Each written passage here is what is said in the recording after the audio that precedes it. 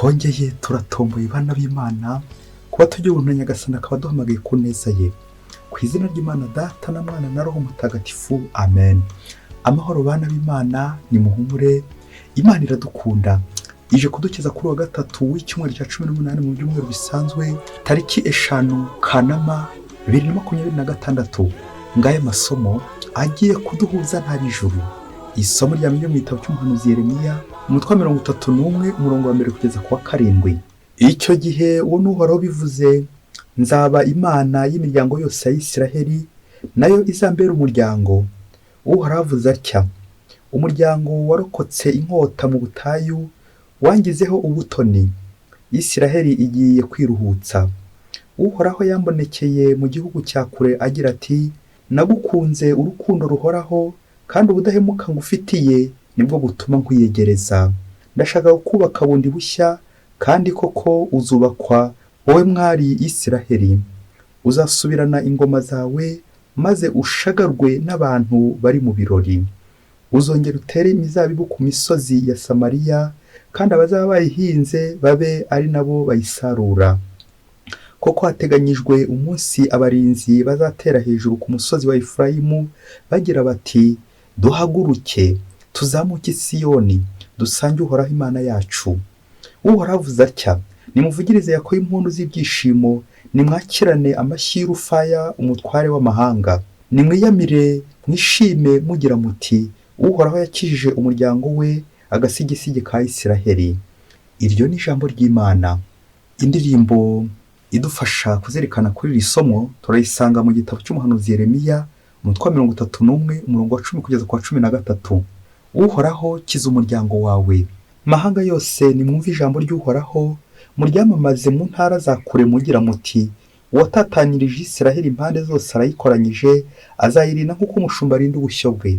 Uhoraho yacunguye Yakobo aramuharanira, kandi amugobotora mu maboko y'umunyembaraga. Bazaza batera indirimbo z'ibyishimo ku musozi wa Siyoni, bahadendeze basanga ibyiza by'Uhoraho. Ubwo inkumi zizabyina zidagadure, kimwe n'abasore n'abasaza. Umubare wabo nzawuhinduramo ibyishimo, mbakomeze. Abagowe mbahe kwidagadura. Uhoraho kiza umuryango wawe. Nyagasani Yesu nabane namwe. Magambo mu Ivanjili ntagatifu yanditswe na Matayo, umutwe wa 15 umurongo wa 21 kugeza ku 28. Muri icyo gihe Yesu yerekeza mu karere k'Itiri na Sidoni. Nuko Umukanahani ava ku nkiko y'icyo gihugu, atera hejuru ati: mbabarira Nyagasani, mwana wa Dawudi, umukobwa wanjye yashegeshwe na roho mbi. Ariko Yesu ntiyagira icyo amusubiza. Nuko abigishwa baramwegera, baramwinginga bati: mwirukane kuko adusakuza inyuma. Ariko we arabasubiza ati: nta handi noherejwe kereka mu ntama zazimiye zo mu muryango wa Isiraheli. Ariko uwo mugore aramwegera aramupfukamira avuga ati: Nyagasani ntabara. Aramusubiza ati: ntibikwiye gufata umugati w'abana ngo ujugunyire ibibwana. Umugore nawe ati: ni koko Nyagasani, ariko n'ibibwana bijya tuvungukira tuva aho abashebuja bafunguriye. Nuko Yesu aramusubiza ati: wa mugore we, ukwemera kwawe kurakomeye, nibikumerere uko ubishaka. Ako kanya umukobwa we arakira. Iyo ni Ivanjili ntagatifu. Ako kanya umukobwa we arakira. Bayoboke b'Imana, nimugire amahoro. Aha tugeze ni kuri buri munsi. Fungura buri munsi, ufungure buri munsi, ufungura abandi buri munsi, ijambo ry'Imana buri munsi. Buri munsi Nyagasani afite aho gukura naho kugeza, kuko umugambi we buri gihe ni ukudukiza, ni ukugukiza. Agusanga aho uri, mu bibazo, mu bitotezo, mu burwayi, bya bibazo byaburi bisubizo, bwa burwayi bwabuze muganga. Aho niho Yesu yigaragaza, aza kubwira ati: kira, ndabishatse, kira. Iyi niyo ntumbero y'uno munsi. Tujye kuzirikana ku ijambo bita umukiro, le salut. Aho tuza kubona ko intego remezo yacu iraza kugira iti: umugambi w'Imana ni ugukira k'umuntu. Umugambi, intumbero ya Yesu Kristo ni uko gukiza. Nta kindi Imana isorezaho usibye umukiro. Nta n'ikitangiriraho kindi usibye umukiro. Intangiriro y'Imana n'umukiro. Ibyo Imana ikora byose ni ugukiza abantu, ndetse no gusoza nta kindi Imana isoresha usibye iki? Umukiro. Nabyo byatambutse amasomo y'uno munsi, umukiro, ko umugambi Imana buri gihe ari kugucungura. Isomo rya mbere twakiye mu gitabo cy'umuhanuzi Yeremiya riratubwira uburyo Imana yakunze umuryango wayo Isiraheli. Aho Isiraheli uzi guhashyira izina ryawe, ni wowe Nyagasani yakunze. Yagukunze nta kindi agukundira usibye kugukiza, kuko arakureba nanjye akandeba akabona dutishoboye. Niyo mpamvu agenda dutara dukura aho hantu hose hakomeye. Iri jambo rirakomeye bakoresheje muri iri somo, aho bagize bati nagukunze urukundo ruhoraho, kandi ubudahemuka ngufitiye nibwo butuma nkwiyegereza. Amen, amen, amen. Iryo jambo rize kugufasha uyu munsi wose, maze nawe wumve ko Nyagasani nta kindi kimushishikaje, kimuraje inshinga usibye kugukiza. Urukundo agufitiye, nubwo waba umuhemu ukamwanga, ariko we aracyagukunda. Nyagasani aragukunda. Nawe uze gusubira muri ijambo uti Yezu urankunda, ongera usubire muti Yezu urankunda. Nguko uko Nyagasani adukiza, nkuko n'indirimbo twakiriye asanganiye iri somo rya mbere. Uhoraho akiza umuryango we. Amen. Gukira, gukira niyo zingiro ry'ubuzima bwacu, kuko tudakize twapfa. Imana itadukijije ntabwo twarokoka. Aha niwe Yezu Kristo ahera mu ivanjiri agenda turokora. Aho turi mu mahanga, aho turi agira ngo dutarure, aho twatanye agira ngo dutarure. Kumvise iyi nkuru ya Yezu Kristo n'uyu mugore w'Umukananikazi, uburyo Yezu Kristo akije umukobwa we. Dutangazwa no ku ivanjiri isoreza ku mukiro. Bati ako kanya umukobwa we agira ate? Ako kanya umukobwa we arakira. Amen, amen. Gukira, aho ni Yesu Kristo asoreza. Nubwo banyura mu bibazo, ibitotezo, nanjye kuvuga ya mitego, bya bindi byose ugenda ugasubiza bikanga, amaherezo Nyagasani azagukiza. Aho rero nashingiye intumbero y'Imana, natwe intumbero yacu yakombye gushingira ko Imana idukunda kandi ize kudukiza. Nyuma yo kuzirikana ku ncamake y'aya masomo arimo umukiro, reka tuzirikane ku ngingo 3 ku buryo bwihuse biza kudufasha kumva neza iyo ntumbero y'Imana, umugambi w'Imana kuri wowe.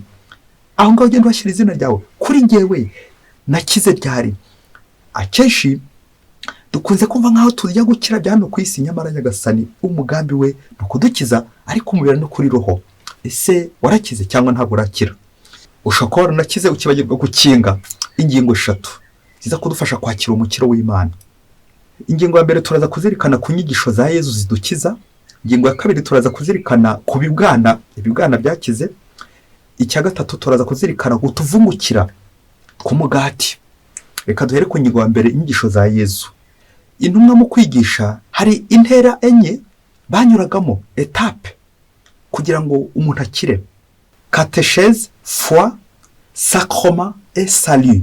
Ngo inyigisho catéchèse gatigisimu, hanyuma za nyigisho zikazamura ukwemera, zamara kuzamura ukwemera bagatanga isakramento, kubatizwa, gukomezwa n'andi masakramento yose azana umukiro, hanyuma nyine finalement bikarangira wa muntu akize kubera Imana.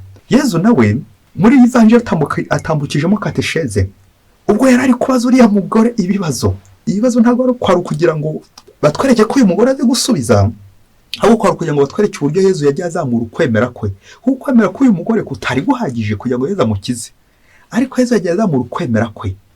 Yezu amaze kubona ukwemera kwawe kuri kuzamuka, nta kindi, bya bintu urabibona, ubona cya kintu ruje gushaka.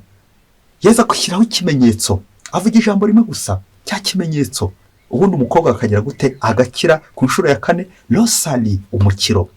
Mubyeyi, izi ntero uri kuzumva nawe uburyo Yezu agenda zitambukamo, ni kandi abyumva inyigisho z'Imana. Ubumbura Bibiliya ryari, ujya mu kiliziya ryari, za nyigisho niyo ntagiriro y'umukiro. Uko Yezu agenda gukurugutura, uko ugenda usobanukirwa buri gihe, birangira nyine uyu mugore koko asobanukiwe, adashobora gusobanya, nuko wa mukobwa wagira ate? Arakira. Dutangazwe n'uburyo uyu mugore akomeje kugenda hatiriza. Uko niko natwe mu ishuri Nyagasani dusaba ati nubwo uri gutsindwa, hari ugatsindwa, ariko amaherezo uzatsinda. Nguko nawe niba uri mu byago, mu bibazo, uri gutsindwa, turagukomeje rwose hamwe n'izi nyigisho z'uno munsi. Komera, Kristo agufiteho umugambi mwiza, kandi icyo agushakaho ni uko wamukomeraho kugira ngo nawe ukomeze nibwo uzakira. Nuko ako kanya uwo mukobwa agira ate arakira. Ingingo ya kabiri niza kwitwa ibibwana. Uyu mugore yakomeje kugenda avuga Abayisiraheli ngo barirataga cyane, ngo hari amazina bitaga abatari bene wabo, abatari Abayisiraheli, compatriote, abatari abakompatriote, abatari bene gihugu, abo basangiye igihugu. Iryo jambo kumupatria bivuga abantu basangiye igihugu. Abayisiraheli abantu batari basangiye igihugu babitaga abanyamahanga, abandi bakabita abanyamusozi, abandi bakabita imbwa. Aha niho rero uyu mugore ashingiye ati nyamara nubwo mwatwise imbwa turi ibibwana turabyemera, ariko nyaboneka please Yezu nanjye mbabarira mwana wa Dawudi, mbabarira. Ibirerekeza uburyo twebwe abantu twibwira ko turi mu kiliziya, twarabatijwe turakomeza duhaga amasakramentu, tugahora twishongora ku bandi ati uriya Yezu ntiyamukiza. Turi muri babandi natwe ibibwana abantu badukandagira bamwe bati twe twarashyikiriye turaba indani mu idini ntacyo batuvugaho. Ibi byose bikazamura kwiyemera kwacu, wasanga nawe uri nk'Umuyisiraheli nk'uwo nguwo. Ibi nanone birerekeza ku bantu twebwe turi indani mu kiliziya ariko tukaba turi gukorera Kristo nabi. Abatubona ati yo dore Abayisiraheli we, dore abantu b'Imana we, kandi neza imbere turi gutsikamira abandi, turi kwita abandi imbwa, turi gutuka abandi, turi gushinyagurira abandi. Wasanga sabo bandi ari bo Nyagasani agiye kwimukiraho kugira ngo abakize. Ngibyo bigana nawe urabe ikibwana kugira ngo Nyagasani wihanganire ibyo bitotezo wagize, izo ntambara urwana nazo, abagutoteza bagutuka. Igihe kizagera Nyagasani akuzamure ku meza, maze nawe ugira ute, nawe ufungure. Icya gatatu tujye kuzirikana n'utu tuvungukira tw'umugati. Iyi vanjiri irerekeza nyirizina kuri Ukarisiya, aho abasangiye Kristo batitana ibisambo ahubwo bitana abavandimwe. Umuntu wahawe Kristo muzima, guhabwa Kristo muzima, umugati muzima utanga ubugingo, aba n'abakristo, aba n'abantu koko bahawe Kristo ku buryo bwiza. Ariko hari n'abandi nabo batari abakristo, ari abapagani, abandi batajya mu rusengero, batajya mu kiliziya. Abo nabo Nyagasani agira uburyo agenda bibuka. Iri ni isomo rikomeye cyane Nyagasani adusaba kuzirikana n'umunsi.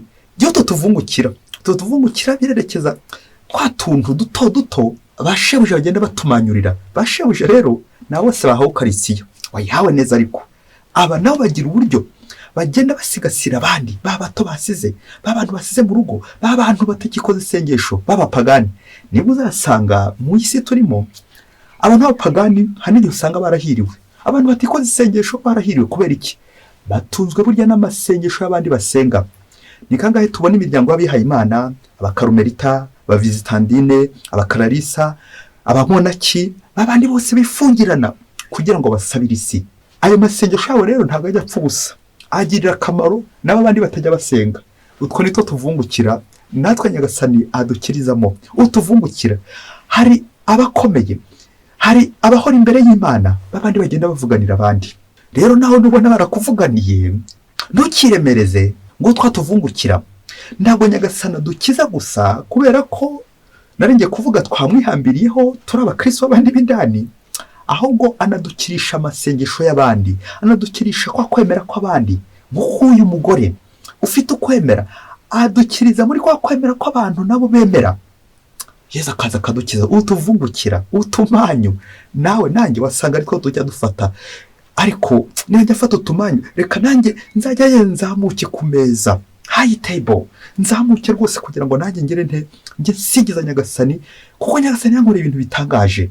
Birashoboka ko uyu mugore byageze igihe koko aramukurikira, ntiyongere kurira munsi y'ameza akazamuka. Ntugashimishwe no gukomeza abandi bakuvungurira, ahubwo ushimishwa nuko nawe wakwigerera kwa Yezu, uzusenge, uhabwe Kristo, uko Kristo ni muzima mu isakramentu ry'Ukarisiya. Muvyeyi, wari wabona Kristo aje iwawe nawe akagukiriza, umwana aje iwawe nawe akagukiza?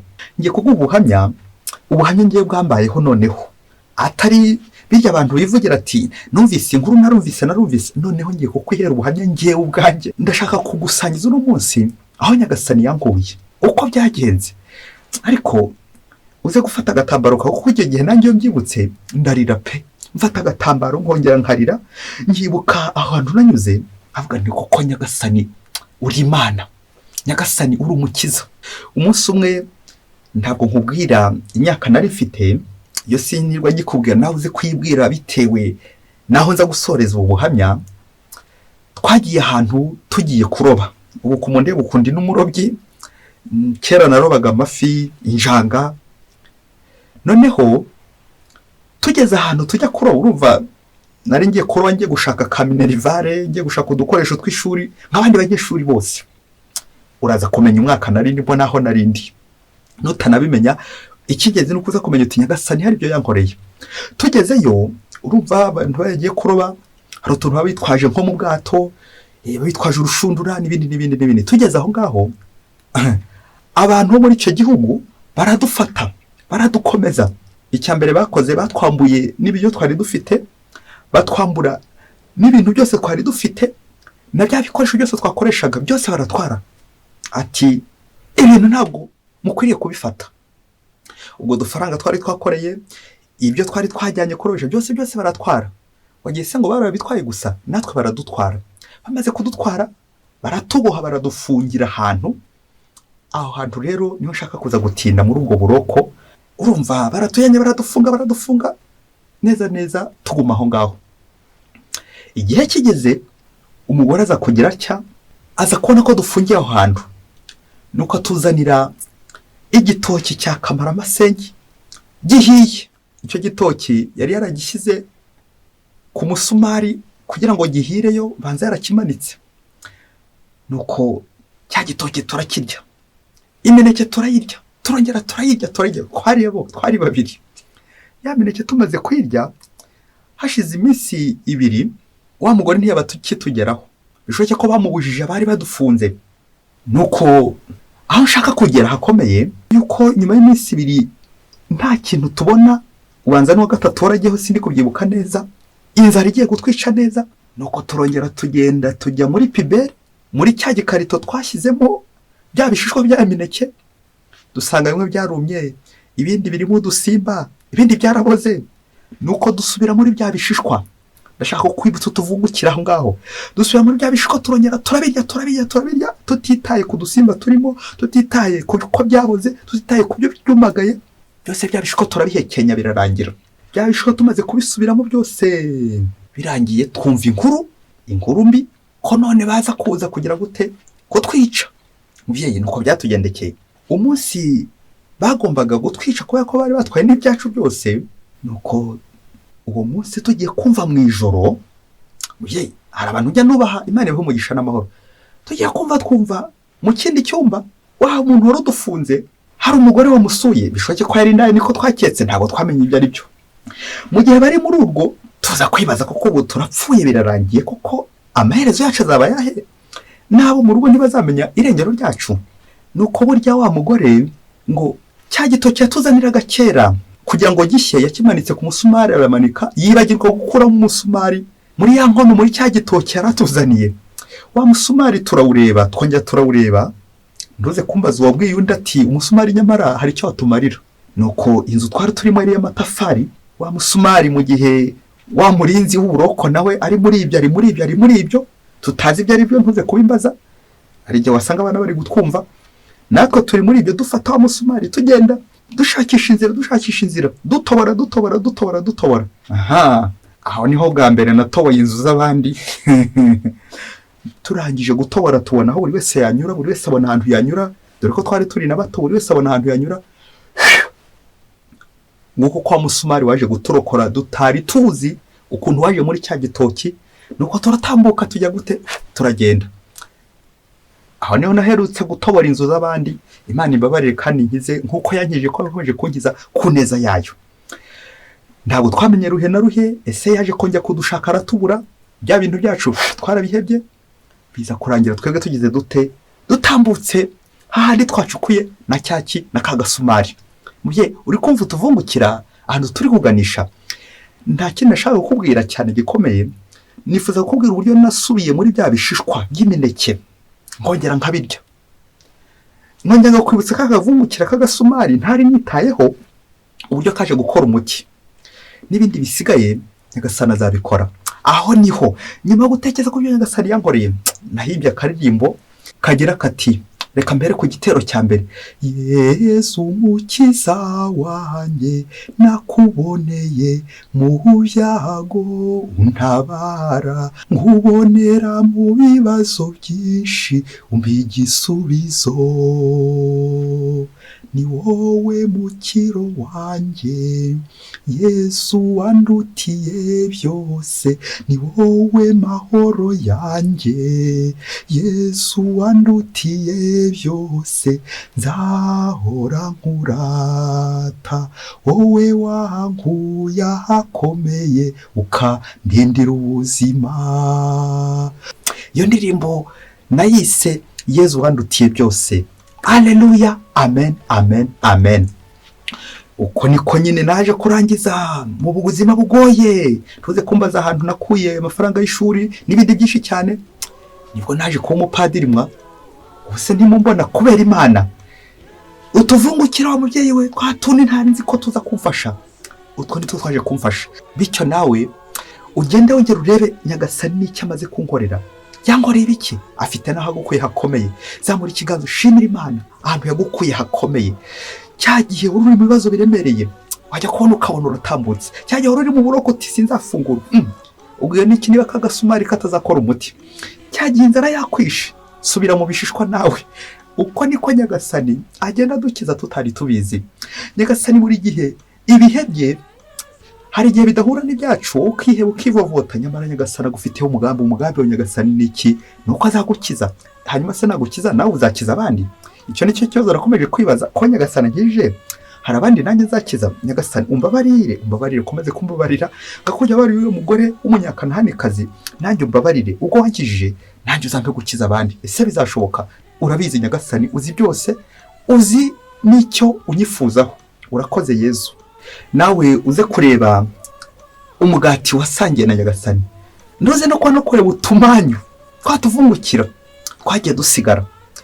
Nta tuntu wabonaga tw'amafuti twatuvungukira, ubona ntacyo tuzakumarira, ariko nyagasani wayako n'ukabona nitwo atambutseho abanyamafuti, ukabona ari we yuriyeho agira ngo agere gute agukize. Nugera mu byago, ukagera mu ishyamba ry'inzitane, ukagera ahantu hakomeye, ujye upfukama ubwire nyagasani uti, nyagasani ni wowe wantabara wenyine, ibisigaye biharira Imana. Yezu igihe cye nikigera uzabona aje kugutabara. Igihe cya Yezu ntabwo cyinshi gihura n'igihe cyacu. Igihe cyacu kiba kirimo kwivovota, kwivumbura, nyagasani urantereranye, ndafunzwe, ndababaye, ndi kuzira ubusa. Ariko nyagasani afite azazamukira kuri twatuvungukira twose, kwa tuntu duto duto kwita duto duto. Aho Yezu azadufata adutubura dukoremo ibitangaza utari witeze kubera Imana. Mwese Imana ibahe umugisha. Imana Data na Mwana na Roho Mutagatifu, amen. Padiri Masumukola Disilasi wa Diocese ya Cyangugu. Mbaye mbasijya ko karirimbo karirimbwe na korali ya Paruwasi ya Mibirizi, hari muri 2008. Mbaye nkabasiye kugira ngo bakomeze kabafashe Yezu wandutiye byose.